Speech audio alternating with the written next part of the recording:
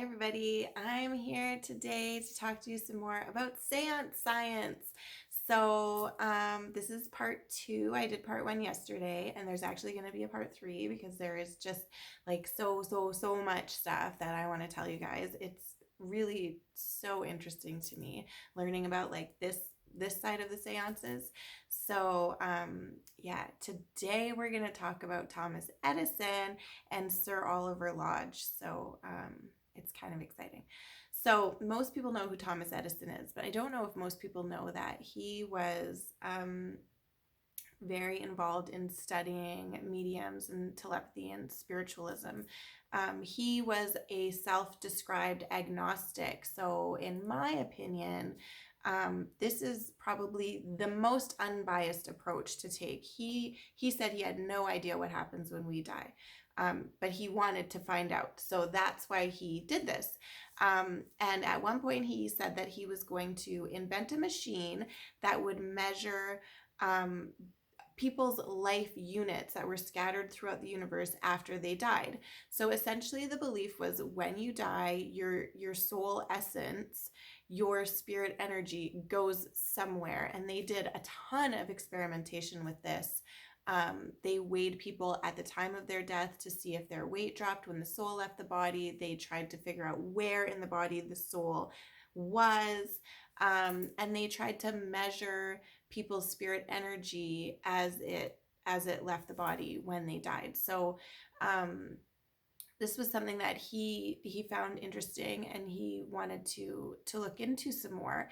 And then he spoke with Sir William Crookes, who I talked about yesterday, who was kind of considered a bit of a joke within the scientific community. But he spoke to him, and he was inspired to create a machine that would communicate with the dead. So he called this machine the Spirit Finder. He did a public announcement saying that he was going to invent this machine, but he never publicly released the plans. He never publicly showed this machine, and he never really spoke about it again after. So there is some belief that he was joking, just trying to kind of bug reporters and give them like a fake news story. So fake news, it was a thing even like back then. So but after his death in 1931, people looked for the plans for this machine, and they were not able to find it. So it was kind of put to rest for 10 years. And then in 1941, they held a seance, and they believe that they communicated with Thomas Edison. And he told them that 3 of his assistants from that time had the plans for this machine. So they went and found these assistants, and they got these plans, and they built this machine. So there was a plan, but whether or not it was real, like, who knows? But they built this machine, and it did not work. So they held a second seance. They attempted to communicate with Thomas Edison again. Again, they believe he came forward, and he gave them some suggestions for how to make the machine work.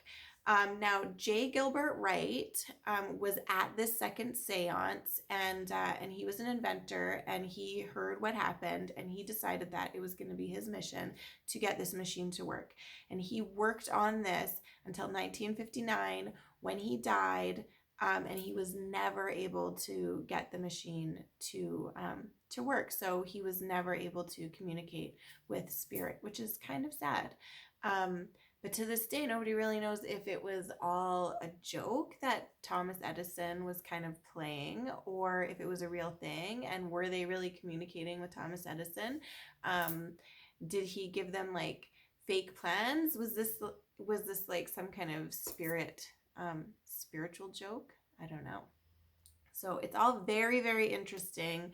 Thomas Edison is a pretty interesting fellow to research. So if you're interested in learning about historic figures, he's a good one to look into. Very interesting. So we are going to talk about Sir Oliver Lodge now. So Sir Oliver Lodge was a physicist and a writer. He studied also spiritualism. He was a Christian spiritualist. This is a thing. So he believed in Christian beliefs combined with the spiritualism beliefs, and um, and that's kind of where he was coming from when he did his investigations into stuff. And he most notably looked into telepathy. And mediumship. So he was a member of the Ghost Club, and he was also the president of the Society of Physical Research for 2 years. So I talked about Sir William Crookes yesterday, and he also was a member of both of these. And he was also kind of considered a joke within the scientific community. And this seems to be a bit of a theme, which is very unfortunate, but that's kind of where we're going with this. So Sir Oliver Lodge's son passed away in World War One, and he made it his mission to be able to communicate with his son. So he visited a whole bunch of mediums, and he wrote about his experiences with all of them, and the communication that he had.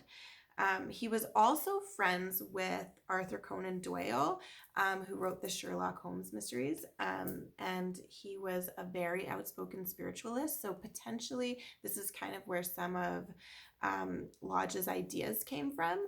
But he ended up going on to write several books, and a couple of them are Survival of Man, and then he wrote a very, very controversial book called Raymond, or Life and Death. And this book was about his son. His son's name was Raymond, and he believed that his son communicated with him through a medium and told him about life after death. So this book was written from Raymond's perspective, and it talked about heaven and what heaven looks like and how it is. And it was considered extremely controversial in that time because he said that when soldiers died, they were given cigars and liquor in heaven when they got there. So a lot of people had a problem with this. But he published it and he stood behind it. He later did say that potentially everything that was in that book was not real, and the medium that he had been working with was a complete fraud. But he still remained like steadfast in his beliefs that he was communicating with his son on multiple occasions. So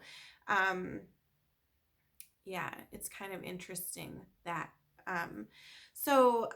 Lodge worked with electromagnetic radiation, and this convinced him that there was something called an ether that existed, that filled the universe, and this was where spirit resides. So when you die, you go to the ether, and that's where you are. And in one of his writings, he actually wrote that Jesus's resurrection was like a depiction of Jesus's etheric self.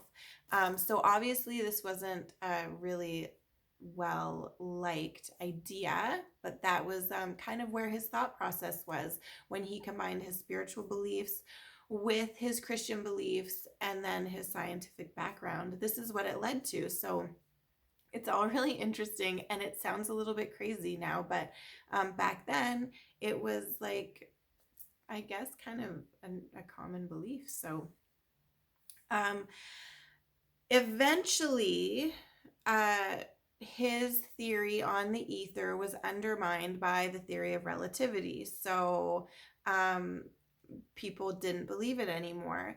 He refused to accept the theory of relativity and stayed steadfast in his belief about the ether, which caused the scientific community to kind of turn their back even more on him. He became a bit of a laughingstock. In fact, they thought that he had like messed up his brain somehow, that he was like really screwed up. He endorsed a lot of theories that were rejected by the scientific community as well, so that probably contributed. He believed in spiritual and theistic evolution, which was something that science really looks down on. And so, yeah, because of his kind of outlandish and unorthodox ways of experimenting with things and his beliefs, and how he was so vocal about them. Most of his stuff was like dismissed by the scientific community, and he was criticized as being incompetent and easily duped. So just like Sir William Crookes, when people get on this path, I think sometimes it's very easy for them to get lost, and they want to prove what they believe so badly that they kind of lose sight of the actual science behind it, and they get a little stuck, and then they end up looking kind of crazy, and it's really unfortunate. So yeah, that's what I have today. I really find this part of seance stuff super interesting, because they did so many things to try and like see what happened when we die, and they didn't really get any answers, and it just really creates so many more questions for me. So it's interesting and fun, and just makes me want to find answers even more. So yeah, anyway, I'll be back tomorrow with part 3, and that will probably be it for seance science, because our big seance and evidence reveal from World's Largest Ghost Hunt is happening on Saturday, just a few days away, and we are all like super busy preparing, and we're super excited. So hopefully you guys tune in for that. We'll be live on the Cappy Facebook page. So yeah, anyway, I'll talk to you guys tomorrow with some more cool facts about seance science. Okay, thanks guys. Bye.